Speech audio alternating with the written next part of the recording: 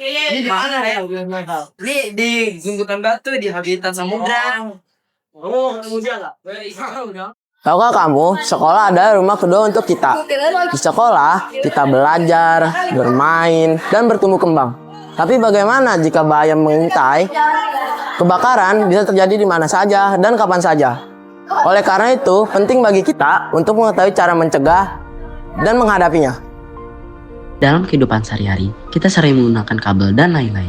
Tetapi, tanpa kita sadari, kita sering menumpuk kabel di satu tempat dan melilitkannya. Sekilas memang terlihat sepele, tapi tahukah kamu, kabel yang terlilit dan tertumpuk bisa menjadi salah satu penyebab kebakaran? Dan tentunya, menyalakan kompor dan meninggalkannya dapat menyebabkan kebakaran.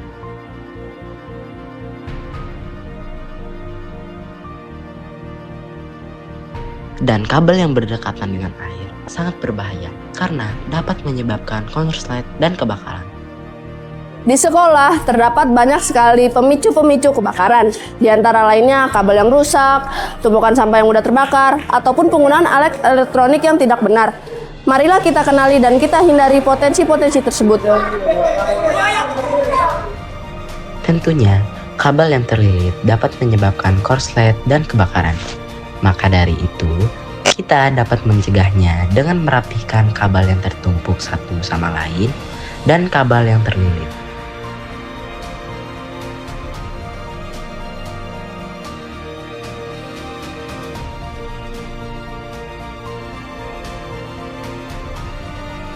Nah, jangan lupa juga, jika kalian menemui kabel yang rusak, segera lapor kepada guru atau pihak yang berwajib.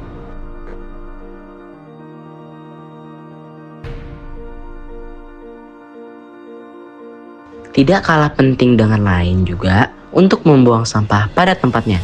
Karena jika terdapat banyak sampah yang berserakan, percikan api kecil dapat menyebabkan kebakaran pada sampah tersebut. Mencegah lebih baik daripada mengobati. Terdapat banyak cara yang dapat kita lakukan untuk mencegah kebakaran. Nah, contoh-contohnya, yang pertama, pastikan kabel tidak terlilit dan pastikan kabel tersusun dengan rapi. Nah, yang kedua, pastikan bahwa kabel tidak rusak. Dan yang ketiga yang paling penting, bahwa jika terdapat tanda-tanda kebakaran, pastikan kalian lapor kepada pihak yang berwajib.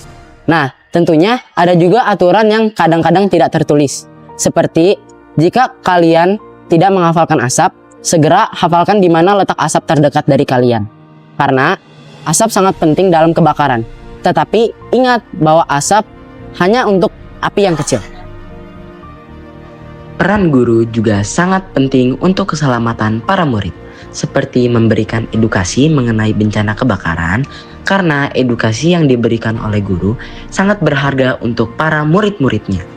Edukasi kebakaran, contohnya seperti tidak menyiram air ke kabel, menghafalkan letak asap terdekat, mengetahui jalur evakuasi terdekat, dan juga mengetahui teknik lainnya seperti memegang tangan di atas kepala dan menutup hidung jika terjadi kebakaran.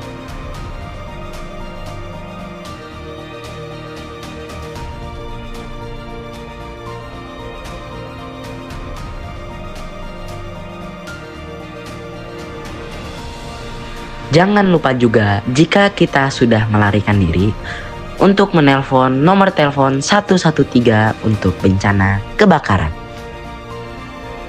Murid-murid juga harus mengetahui apa yang harus dilakukan jika terjadi kebakaran. Maka dari itu, kita dapat melakukan simulasi kebakaran yang dapat melatih murid untuk mengetahui gerakan saat terjadi kebakaran dan lain-lain.